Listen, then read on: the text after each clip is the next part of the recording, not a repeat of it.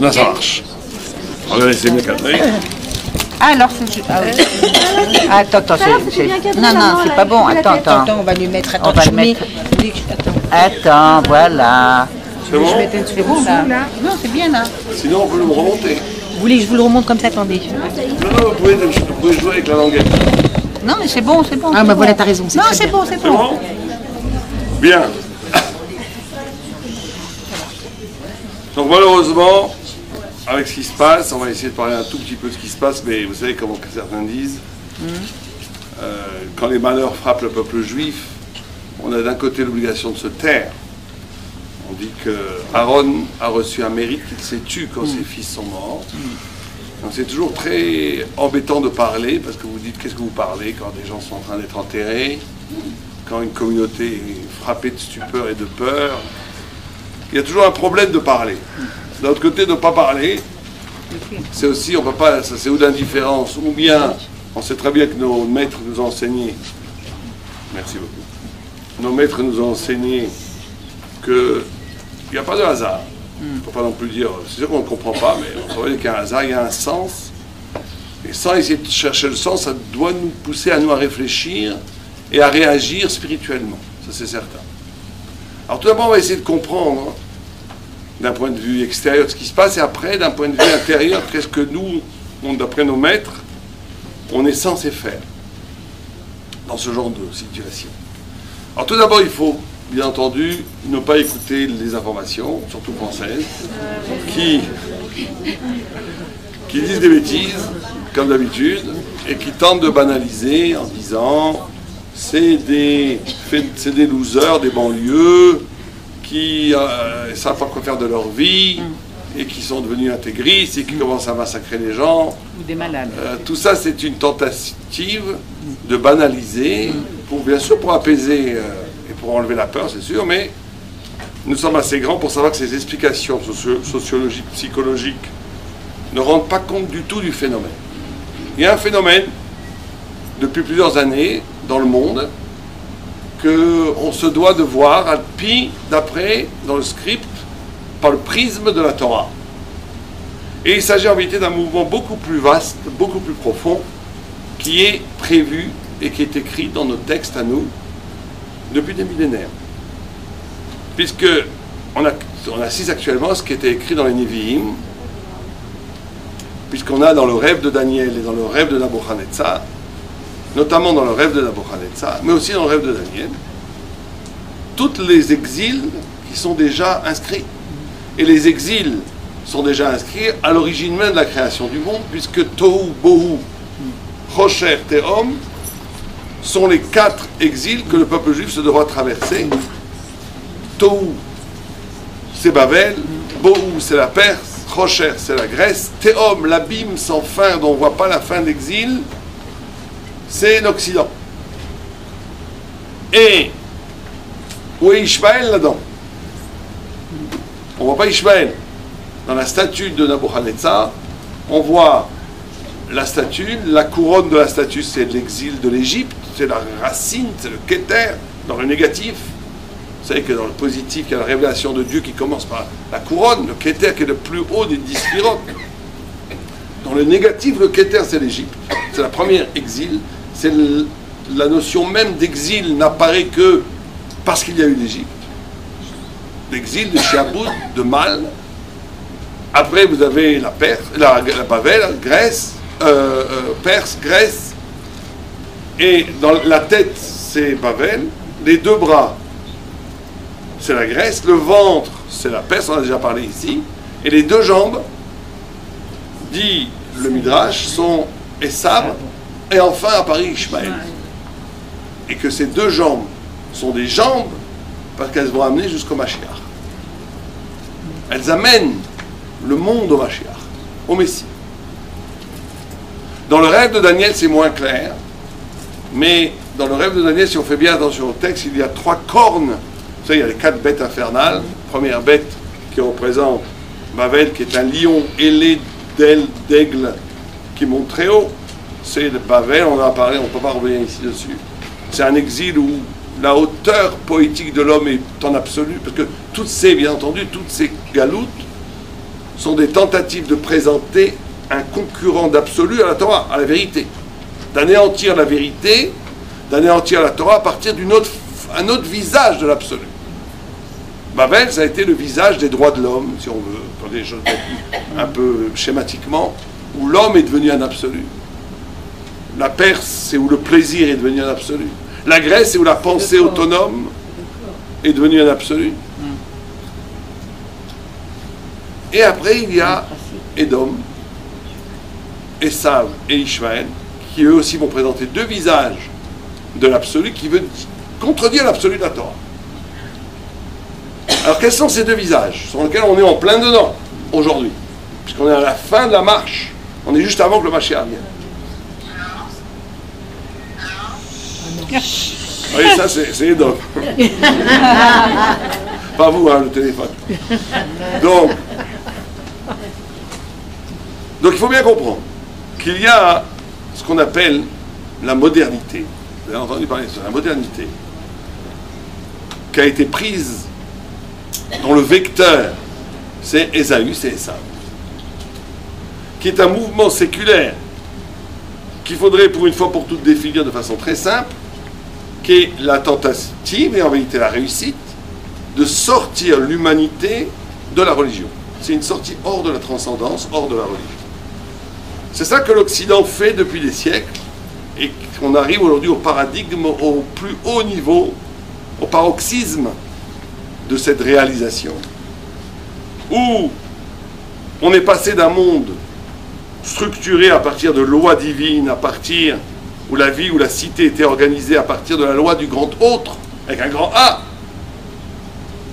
à une organisation de la vie et de la cité vidée, déliée, expurgée de toute référence métaphysique pour créer des lois créées par l'homme lui-même et dont l'homme est toute la mesure. Dont la mesure de la loi, c'est l'homme lui-même. L'homme est la mesure de toute chose. C'est la laïcité, c'est la modernité, c'est ce qu'on appelle un système. Il y avait un système d'hétéronomie, on a un système d'autonomie. Donc ça, c'est le système de Esav. C'est un absolu, parce qu'on va gommer toute référence. Aujourd'hui, le discours occidental est tellement prégnant que quelqu'un qui parle de Dieu, quelqu'un qui parle de valeurs dont les racines ne sont pas anthropologiques, c'est-à-dire qu'elles ne parlent pas de l'homme, dont les racines partiraient d'au-delà du monde, on se moque de vous. On se moque de vous. C'est risible. On est arrivé à un système où la seule chose qui fait sens, c'est ce qui est humain. Tout ce qui n'est pas humain, tout ce qui n'est pas, ce qui est de l'ordre du divin, est expulsé, n'existe pas. Ou c'est de la fable, ou c'est les gens dans leur cœur, chacun croit ce qu'il veut, mais c'est pas... Et donc c'est une sorte, en vérité, où est-ce qu'on voit cette figure dans la Bible? Où est-ce qu'on a vu ça dans la Bible? Migdal Babel. La tour de Babel. C'était ça, on voit que dans la Torah il y a tout. La tour de Babel, c'était exactement le paradigme, l'origine, le schéma originel de ce que va faire Édom et ça dans l'histoire. Créer un système où on va unir les humains contre Dieu. On va unir l'humanité dans la négation d'une loi qui t'obligerait qui entraverait ta liberté. La nouvelle idole aujourd'hui, c'est la liberté d'expression, entre autres.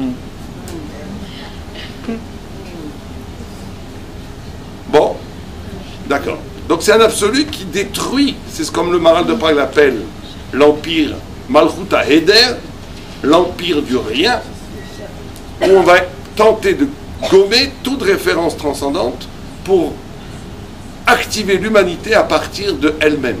C'est la tour de Babel. La tour de Babel. Maintenant, cette tour de Babel, elle avait comme ambition de créer l'harmonie absolue entre les hommes.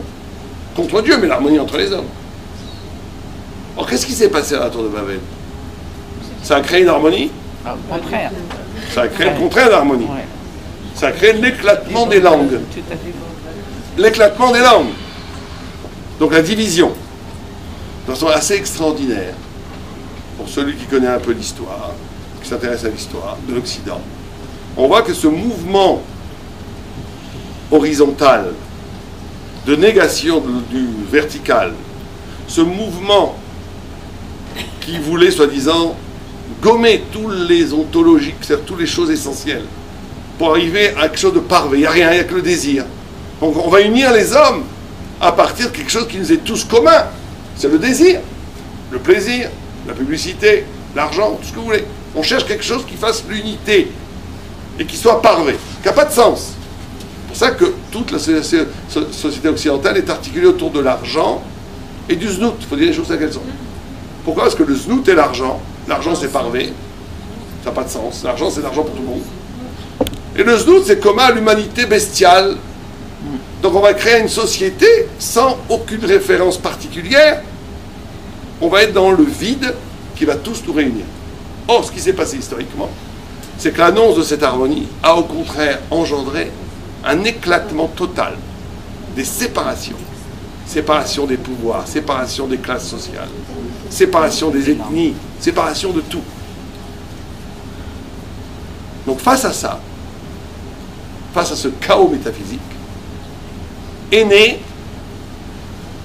des fondamentalismes, notamment islamiques, qui est Ishmaël, pas que Ishmaël, tout l'islam n'est pas fondamentaliste, mais est né des mouvements fondamentalistes, qui essaient de revendiquer la dimension verticale de façon brute, violente. C'est ça qu'il faut bien comprendre, c'est ça la lutte. Alors on va dire dans 2 minutes qu'Ishmaël c'est bien parce qu'il ramène le transcendant, il ramène Dieu sur terre. Je vais pas le dire, ça va pas. Si on va dire, on peut pas dire ça non plus. Mais on va avoir ici, c'est ça qu'il faut bien comprendre, on va avoir 2 radicalismes qui vont se développer.